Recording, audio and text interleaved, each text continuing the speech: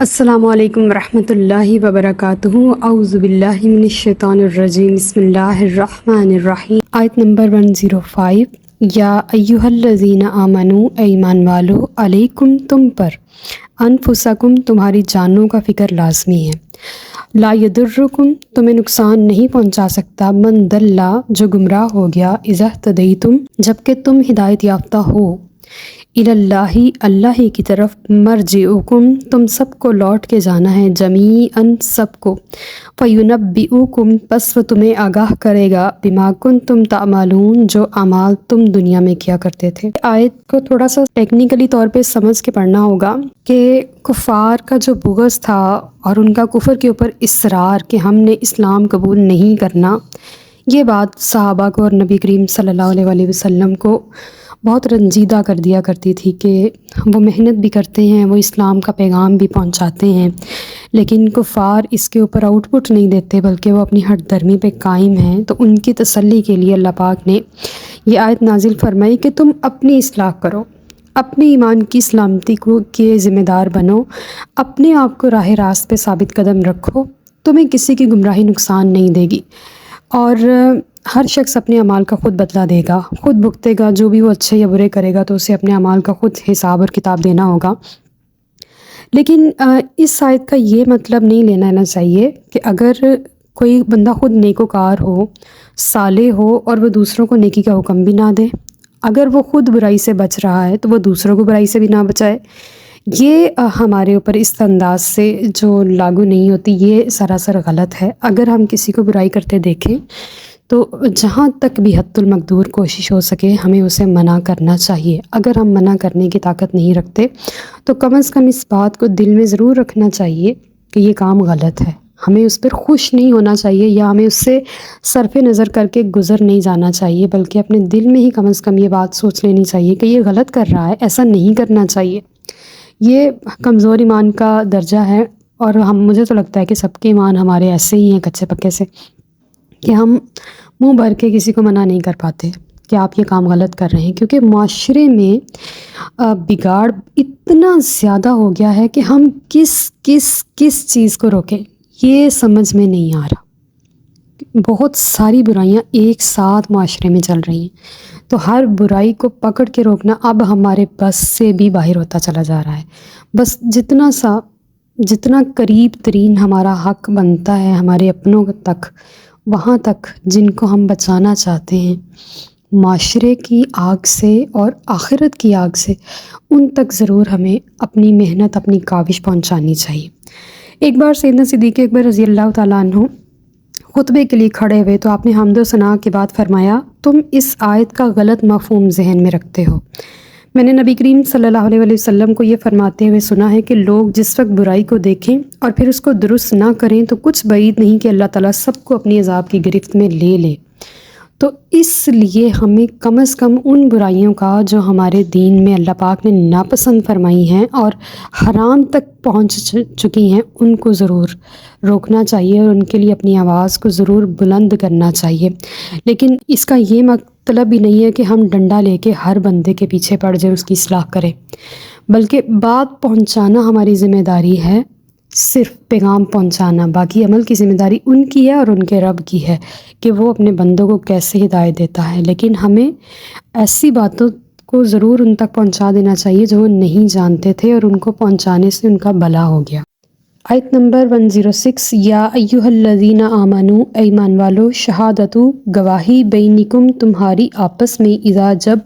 حضر آئے، احدکم الموت تم میں سے کسی کو موت، حین الوصیتی وصیت کے وقت، اسنانی دو، ذوا عدل معتبر شخص، منکم تم میں سے، او یا آخرانی دو کوئی اور، من غیرکم غیروں میں سے، ان انتم اگر تم ضربتم سفر کر رہے ہو، فی الارض زمین میں، فاصابتکم پس پہنچے تمہیں، مصیبت الموت موت کی مصیبت، تحبسونہما تو تم روکو ان دونوں کو، یعنی کہ ان دونوں گواہوں کو، من بعد الصلاۃ، نماز پڑھنے کے بعد، فیقسمان باللہ، پس وہ قسمیں کھائیں اللہ کی، ان ارتبتم، اگر تمہیں شک پڑ جائے، لا نشتری، ہم نہیں خریدیں گے، بہی ثمنن، اس کے عوض کوئی قیمت، ولو کانا، اگرچہ ہوں، ذا قربا، قریبی رشتہ دار ہی ہوں، ولا نکتم،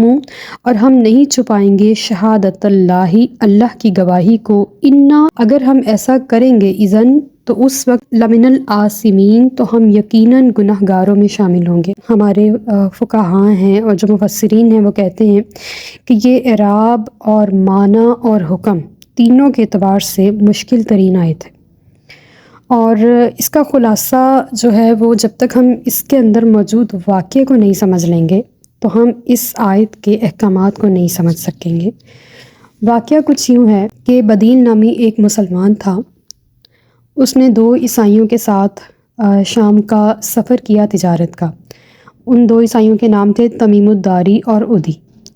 اور یہ تجارت کی غرض سے شام گئے۔ جب بدیل شام پہنچے تو اچانک بیمار ہو گئے، اور انہوں نے اپنے سامان کی فہرست لکھ کے سامان میں رکھ دی اور اپنے ساتھیوں کو اس کی اطلاع نہیں دی۔ جب ان کی حالت نازک ہو گئی تو انہوں نے اپنے ساتھیوں کو بلا کے وصیت کی کہ میرا یہ سامان میرے گھر پہنچا دینا، اور وہیں پہ ان کا انتقال ہو گیا۔ اب جو تمیم اور ادی تھے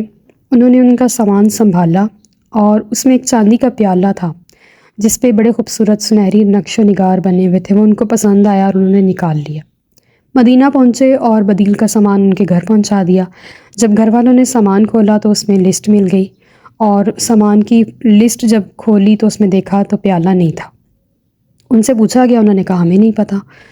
لہٰذا معاملہ بارگاہ رسالت میں پیش ہوا تو نبی کریم صلی اللہ علیہ وآلہ وسلم نے عصر کی نماز کے بعد ان دونوں کو بلایا اور ان سے قسم لی۔ وہاں انہوں نے قسم اٹھا لی کہ ہم نے نہیں لیا۔ پھر کچھ عرصے بعد دیکھا کہ وہی پیالہ جس کا ذکر بدیل نے کیا ہوا تھا وہ مکہ کا سنار تھا، اس کے پاس مل گیا۔ اس نے بتایا کہ میں نے یہ پیالہ تمیم اور ادی سے 1000 درہم میں خریدا ہے۔ لہٰذا معاملہ پھر حضور کی بارگاہ میں پیش ہوا۔ اس آیت کے مطابق اس دفعہ بدیل کے وارثوں سے قسم لی گئی کہ یہ پیالہ بدیل کا ہے، اس نے فروخت نہیں کیا بلکہ ادی اور تمیم نے خیانت کی ہے۔ تو اب فیصلہ جو تھا وہ ان دونوں کے خلاف ہوا، ان سے 1000 درہم لے کے بدیل کے وارثوں کو دیا گیا، اور اس طرح سے یہ معاملہ نمٹ گیا۔ اب اس آیت میں ہمارے لیے حکم کیا ہے کہ جب مسلمان سفر پہ ہوں تو وہ صرف مسلمانوں ہی کو گواہ بنائیں اپنے سامان کی حفاظت کے لیے۔ اب تو مطلب گواہی میرے حساب سے تو ختم ہی ہوتی جا رہی ہے، جیسے جیسے ملکی قوانین کے حالات ہو گئے ہیں۔ اب CCTV کیمرے کی گواہی چلتی ہے جو کہ ایک بے جان ہے، اور جانداروں کی گواہی کو معتبر سمجھا ہی نہیں جاتا، لیکن اس دور میں معتبر انسانوں کی گواہی کو معتبر ہی سمجھا جاتا تھا۔ جب کوئی بڑا آدمی گواہی دے دیتا تھا کہ میں یہ بات کہہ رہا ہوں تو میں سچ کہہ رہا ہوں، تو اس کی بات میں وزن بھی ہوتا تھا اور مانی بھی جاتی تھی۔ یہاں پہ اللہ پاک نے حکم دیا ہے کہ گواہ مسلمان ہی ہوں، لیکن اگر اتنا مشکل وقت ہے کہ مسلمان گواہ نہیں مل رہے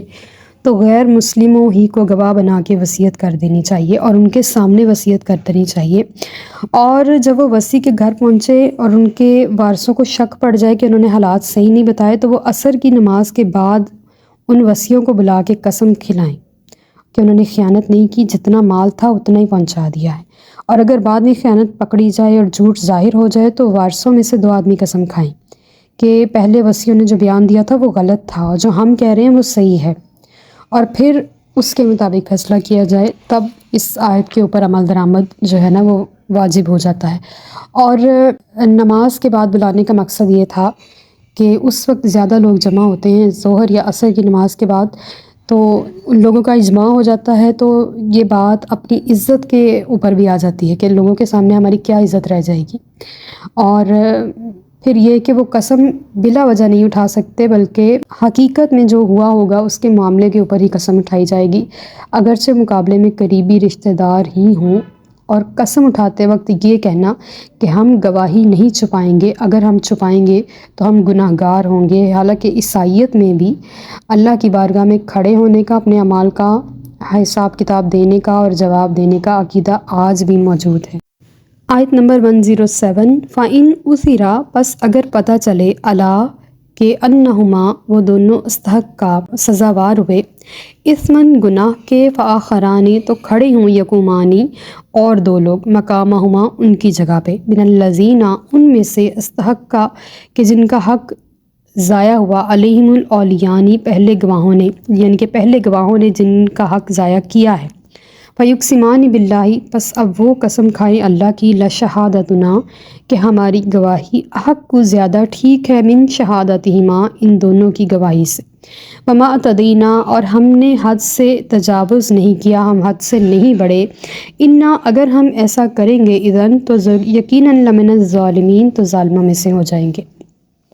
اب انہوں نے قسم کھا لی کہ ہم جھوٹ نہیں بول رہے تھے، یعنی کہ ہم سچے تھے، اور پھر وہ پیالہ پکڑا جانے کی وجہ سے ان کا جھوٹ واضح ہو چکا۔ اب ان کی قسم جو تھی وہ جھوٹی ہو گئی، باطل ہو گئی، لیکن اب گھر والے قسم اٹھائیں گے، وہ قسم اٹھا کے کہیں گے کہ بدیل کے سامان کی لسٹ میں وہ پیالہ پہلے سے لکھا گیا تھا اور ان لوگوں نے چھپایا ہے۔ ہم اللہ کی قسم اٹھا کے کہتے ہیں کہ ہم سچے ہیں،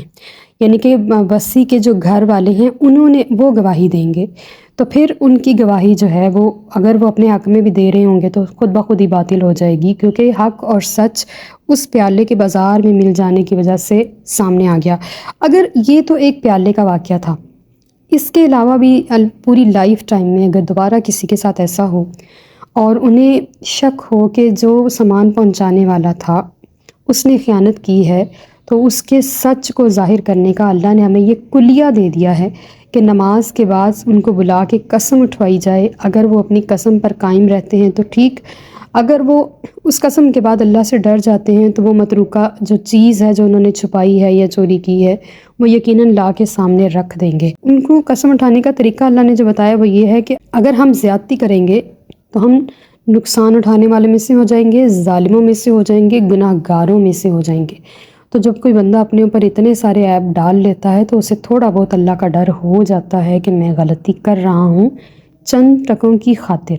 جو کہ ایک نہ ایک دن ختم ہو جانے ہیں، لیکن یہ بات ہمیشہ ہمارے نامہ اعمال میں رجسٹر رہنی ہے۔ تو اس لیے اپنے آپ کو اس قسم کی علائشوں سے اور مصیبتوں سے بچانا ہے۔ ذالکہ یہ طریقہ ادنا زیادہ قریب ہے، ان یاتو کہ گواہی دیا کرے بالشہادتی گواہ علی وجہہا جیسا کہ چاہیے، یعنی کہ اس کے حق کے مطابق گواہی دیں، او یا یخافو خوف کریں ان تردہ کہ لوٹائی جائیں گی ایمان ان کی قسمیں بعد ایمانہم ان کی قسموں کے بعد، یعنی کہ وارثوں کی قسموں کے بعد ان کی قسمیں لوٹائی جا سکتی ہیں۔ واتقوا اللہ اور اللہ سے ڈرتے رہو، واسمعوا اور غور سے سنو اس کا حکم، واللہ اور اللہ تعالیٰ لا یہدی نہیں ہدایت دیتا القوم الفاسقین فاسق قوم کو۔ اب اس آیت میں اللہ تعالیٰ فرما رہے ہیں کہ جب کوئی بندہ گواہی دیتا ہے تو اسے اس بات کا خوف ہونا چاہیے کہ ہماری گواہی پر ان کے گھر والے بھی گواہی دے سکتے ہیں